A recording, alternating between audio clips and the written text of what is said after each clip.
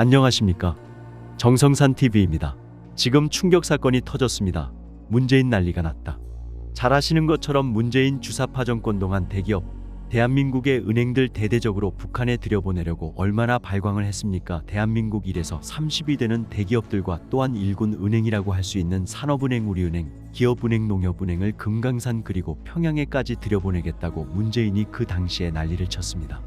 그때 트럼프 대통령 한미 워킹그룹이 막지 않았으면 대한민국의 대기업들과 특히나 북한에 들어가려고 했던 은행들 보이콧 맞을 뻔했죠. 특이한 일이다.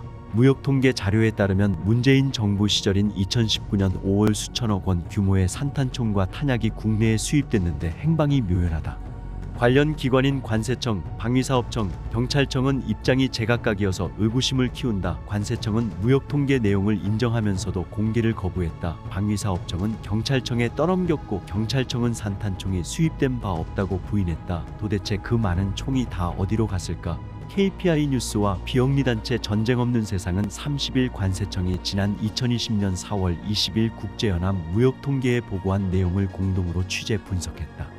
그 결과 2019년 5월 레바논으로부터 4억 1649만 7241달러 어치 스포츠용 산탄총과 6만 6,005달러 어치 탄약이 국내로 들어왔다. 당시 환율로 약 5,040억 원 규모다. 한국무역협회의 국내 수출입 품목 통계 현황과 세계은행 국제무역 통계 자료에서도 똑같은 내용이 확인된다. 관세청 관계자는 매년 유엔의 국내 무기 수입 현황을 보고하고 있다며 유엔 무역통계에 나온 내용이 사실임은 인정했다. 그러면서도 법인, 단체 또는 개인의 경영상 영업상 비밀침해 우려가 있다는 이유로 구체적인 현황은 공개하지 않았다. 우리나라가 특정 국가로부터 총기를 수입하면 관세청을 먼저 거친다. 스포츠나 사냥 목적의 총기류는 민수로 분류돼 경찰청 허가를 받는다. 나머지는 군수로 구분돼 국방부 산하 방사청 관리를 받는다. 일명 샷건으로도 불리는 산탄총은 탄환이 흩어지도록 발사하는 총기다. 민간에선 주로 클레이 사격이나 수렵, 군에서는 인명 살상의 목적으로 사용된다. 전쟁 없는 세상은 지난 2월 방사청에 정보 공개를 청구해 수입된 산탄총이 민수용인지 군수용인지, 군수용이면 어떤 기관에서 무슨 목적으로 구입한 것인지 등을 물었다. 방사청은 해당 스포츠용 산탄총은 군용으로 쓰이지 않는 품목이라 경찰청에 문의하라며 국익 침해 우려가 있어 상세 내용은 비공개한다고 밝혔다. 경찰청은 KPI 뉴스의 정보 공개 청구에 대해 2019년 4월과 5월 국내 수입된 총기 중 레바논에서 수입된 총기는 없다. 허가한 바도 없다고 밝혔다. 그러면서 해당 기간 국내 총기 총수입 내역을 공개했다. 이 내역에 따르면 우리나라는 이탈리아와 스위스, 덴마크 등 28개 국가로부터 조준경과 공기권총, 마취총 등 13개 품목을 수입했다. 그러나 레바논이라는 국가와 산탄총이라는 총기는 허가 목록에 들어있지 않았다. 경찰청 관계자는 지금 대략 10만 정의 민수용 총기를 관리한다며래 반원에서 5,040억 원 규모 총기가 민수로 들어왔으면 경찰청이 모를 수가 없다고 강조했다. 무역통계에 나온 수입 총기가 현실에는 존재하지 않는다는 게 경찰청 설명이다. 전문가들은 의문을 표한다. 성일광 고려대 중동이슬람센터 정치경제연구실장은 실제로 레바논이 무기를 생산하고 이를 우리나라가 수입하는 걸로 보기 어렵다고 진단했다. 박현도 서강대 유로메나 연구소 대우 교수도 한국이 레바논으로부터 수입할 만한 무기가 없을 것이라고 말했다. 전쟁 없는 세상 측은 해당 건을 제외하고 전후 몇 년간 레바논에서 한국으로 무기 수출이 전부했다고 전했다. 특이한 점은 그뿐이 아니다. 왜 하필 레바논일까? 한국과 레바논은 1981년 2월 수교했다. 1996년 김내성 외무부 장관 특사 이후 지금까지 정부 주요 인사들이 23차례 레바논을 공식 방문했다. 문재인 정부 때부터 비정기적이었던 방문이 정기적 성격을 나타냈다. 2017년 11월 송영무 국방부 장관에 이어 한 달 만에 임종석 청와대 비서실장이 레바논을 찾았다. 해가 바뀌어 2018년 5월과 12월 오영주 다자외교조정관과 피우진 국가보훈처장이 각각 시리아와 주변국 지원, 동명부대 격려의 이유로 레바논으로 향했다. 2019년 5월엔 여당 소속 안규백 국회 국방위원장이, 2022년 2월엔 서욱 국방부 장관이 각각 국방협력, 동명부대 기강 확립 등의 명분으로 레바논을 방문했다. 문재인 정부 시절 당정청 고위 인사들의 레바논행이 무려 6차례였는데 양국 수교 43년간 역대 어느 정부 때보다 가장 많이 또 가장 짧은 간격으로 이뤄졌다. 성일광 연구실장은 레바논에 우리나라 전투파병부대인 동명부대가 있어 위로의문차 방문한다고 하더라도 문재인 정부 주요 인사들이 6차례나 방문한 점은 특이하다고 지적했다. 전쟁 없는 세상 측은산탄총 수입이 사실이라면 어떻게 관계기관 허가를 피할 수 있었고 지금은 어디에 있는지 밝혀야 한다며 사실이 아니라면 다른 품목을 허위 신고한 것은 아닌지 확인해야 한다고 촉구했다. 방북 전세기도 뇌물 대상으로 검토한다. 문재인 전 사위의 이스타항공 취업 특혜 의혹 수사 속보로 이어갑니다. 문재인 정부 때 우리 예술단은 북한 평양에서 공연을 한 적이 있죠. 이상직 전 의원의 이스타항공을 전세기로 이용해 논란이었습니다. 검찰은 문재인 전 사위 채용뿐 아니라 전세기도 뇌물 수사 대상에 올리고 관련자를 소환 조사했습니다. 2018년 4월 가수 조용필을 비롯해 이선희, 백지영, 윤상 등이 비행기 탑승 절차를 밟습니다. 평양 공연을 위해 떠나는 남측 예술단입니다. 대북 제재로 평양에 갈 비행기를 못 구했는데 미국에 취항하지 않는 이스타항공이 전세기를 제공한 겁니다. 출발 당일 미국의 허가는 받았지만 아일랜드 리스사와는 시차로 보험까진 들지 못했습니다. 이스타항공 전무가 직원에게 상황을 설명하는 녹취에는 당시 분위기가 담겼습니다. 이스타항공 당시 전무 이상직 의원님한테도 전화가 와. 어떻게 된 거냐? 청와대에서 나한테 전화 오고 난리인데 무슨 일이야? 무보험의 위험성도 언급합니다. 이스타항공 당시 전무, 무보험으로 가는 겁니다. 돈으로 따지면 얼마냐 되냐? 만약에 사고 나면 1천억대죠. 회사 망하는 거죠. 보험이 안 됩니다. 그래 알았다. 그거 청와대 잘 설명해라. 올해 초 문제의 녹취 파일을 확보한 검찰은 최근 수감된 이 전 의원을 불러 조사했습니다. 검찰은 이스타항공이 전세기를 제공한 게 국회의원 공천 등의 대가 즉 뇌물인지를 따져보고 있습니다. 이상직 전 의원 측은 2018년 이뤄진 사위 채용과 방북 전세기를 2년 뒤 공천과 연관짓는 건 무리란 입장입니다. 있다는 것은 시간 문제. 오늘날 문재인이라는 악마를 탄생시킨 초대 악마인 노무현이라는 자가 대통령이 됐다. 이런 말씀하신 적 있죠? 네. 네. 대한민국이 아마 이건 표현을 아마 대한제국인 것 같은데, 하여튼 대한민국이 존속했다고 해서 일제보다 행복했다고 확신할 수 있느냐? 이완용은 비록 매국노지만 한편으로는 어쩔 수 없는 측면도 있었던 것이 사실. 이런 표현도 하신 거 맞죠? 문재인 대통령의 외교안보 정책 실패를 비판하는 과정에서 그런 비유를 했습니다. 네. 비판하시는 건 좋은데 이게 적절한 표현이었다고 생각하십니까? 표현이 과했다는 것은 여러 차례 사과를 했습니다. 앞으로도 혹시 이런 표현의 문제가 아니라 이런 생각은 여전히 유효하십니까? 아까 사과, 유감 이런 말씀하셨는데 실제로 여전히 그런 생각을 하시냐 이걸 묻고 싶은 겁니다. 표현은 사과했으나 내용은 그대로입니다. 김정은의 대변인 역할을 열심히 했던 문재인이 넘긴 USB 지금 김민전 의원의 폭탄 발언이 터졌습니다. 이에 대해 소상하게 전해드리겠습니다. 대통령이 유엔에서 연설하는 날이지 않았습니까? 물론 직접 연설은 아니고 녹음된 테이프 연설이 있었어요. 그 연설은 북한과의 평화를 얘기하는 연설이었습니다. 우리 국민이 죽어가는데 어떻게 평화를 얘기할 수 있느냐? 왜 이걸 멈추지 않았느냐? 이런 것에 대해서도 분명히 특검이 필요하고요. 그뿐만 아니라 사실 우리가 돌이켜보면 문재인 정부에서 해결되지 않은 사건이 굉장히 많이 있습니다.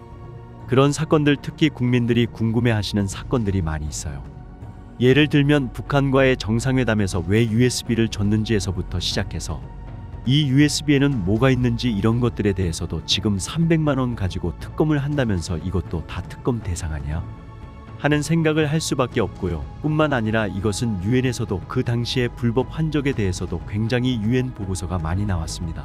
왜 우리 연안에서 소위 2배가 겹쳐져서 석탄, 석유 등을 환적했는지. 그건 북한으로 갔다라고 하는 유엔 보고서도 있었던 것으로 기억하는데 그 당시의 위성 사진들 굉장히 많이 나돌았어요. 요즘 그런 사진은 없어요. 왜 요즘은 없는 게 그때는 있었는지. 이런 것에 대해서 답이 좀 나와야 되는 것이 아니냐 이런 생각을 할 수밖에 없고요. 최근에 일어나고 있는 사건이라고 한다면 바로 헌법의 독립기구인 선관위에 정말 대한민국 국민으로서는 이해할 수 없는 채용 비리 의혹들이 있는 거 아니겠습니까? 독립기구이니까 독립검사가 수사해야 되는 거 아니야 하는 생각으로 할 수 있겠죠. 미국은 특검을 특검이라고 부르지 않고 인디펜던트 카운슬이라고 불러요. 독립검사라고 부릅니다. 우리의 특검과 같은 개념이죠. 독립기구는 독립검사가 수사해야 되는 거 아니야 이런 생각도 해볼 수가 있겠죠. 이어 문재인 정부 시절의 대통령 재임 기간 한국 정부는 크고 작은 대북 제재 위반 의혹에 휘말려 왔습니다. 북한산 석탄이 한국에 반입되고 국제사회 제재 대상인 만수대창 작사의 작품이 버젓이 한국 정부 주관 전시회에 등장하기도 했는데요. 유엔 안보리로부터 거듭 지적받았던 지난 5년간 한국 정부의 각종 제재 위반 논란을 함지아 기자가 되짚어봤습니다. 문재인 정부가 출범한 2017년은 역대 최강으로 평가받는 유엔 안보리 대북 제재 결의가 연이어 채택된 해입니다.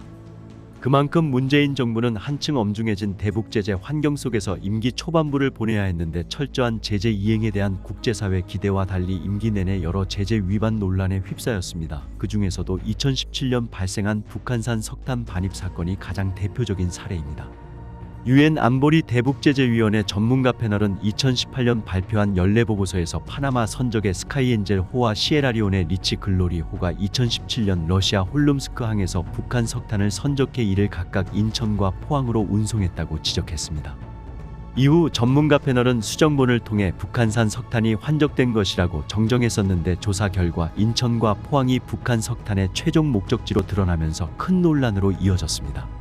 특히 스카이엔젤 호와 리치 글로리 호는 물론 다른 나라로 북한 석탄을 운반하는 데 관여했던 선박들까지 당시 VOA가 이 내용을 보도하던 시점까지 한국을 수차례 드나든 사실이 확인돼 한국 정부는 안보리 결의는 물론 방북 선박의 입항을 불허하는 자체 독자 제재까지 위반하고 있다는 지적이 일었습니다.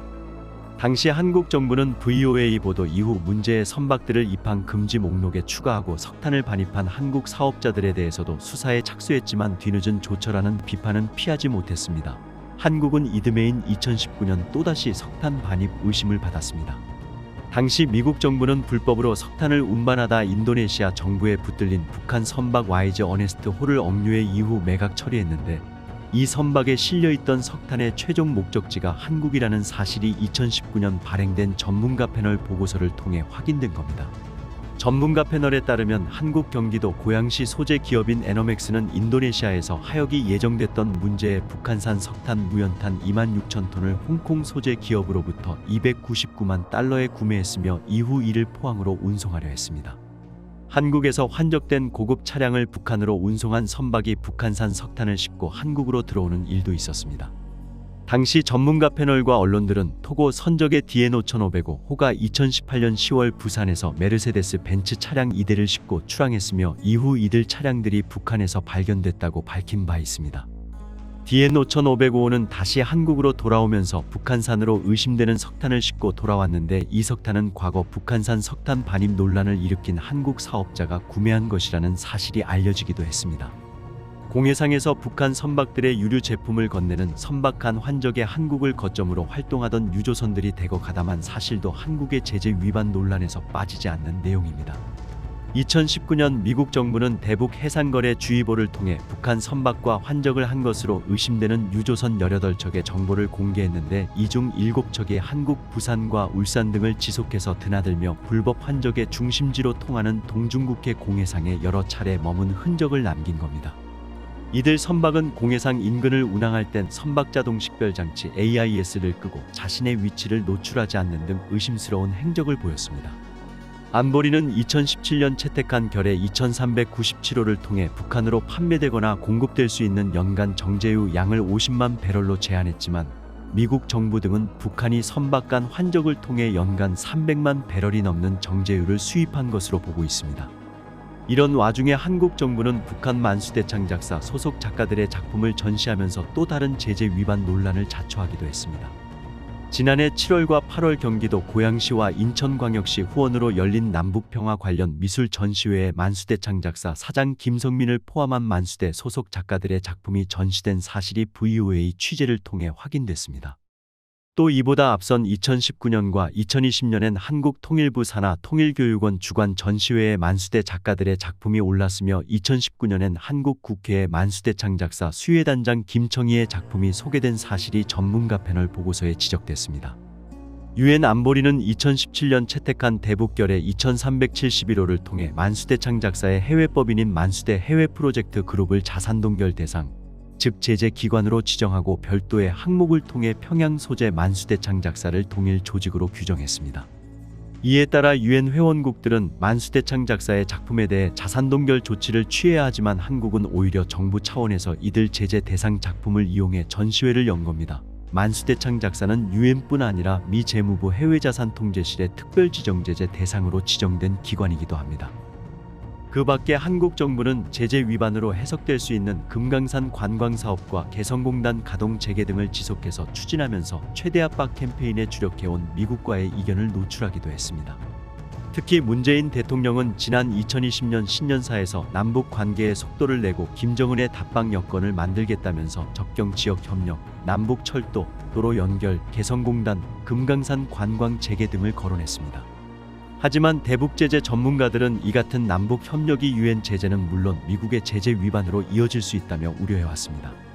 과거 유엔 안보리 대북제재위원회 전문가 패널에서 활동한 후루카와 가스이사 전 위원은 유엔 안보리 결의 2371호 12항에 따라 북한과의 합작사업 또는 협력체를 운영할 수 없고 2321호 32항에 따라 대북 무역에 대한 공적 사적 금융 지원이 금지돼 있다며 문 대통령이 언급한 남북 협력 사업들이 제재 위반 논란을 피하기 어려울 것이라고 지적한 바 있습니다.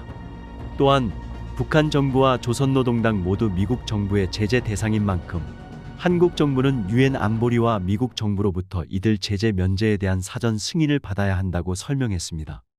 미국 정부 역시 문재인 정부의 이런 구상에 대해 사실상 반대 입장을 표명했습니다.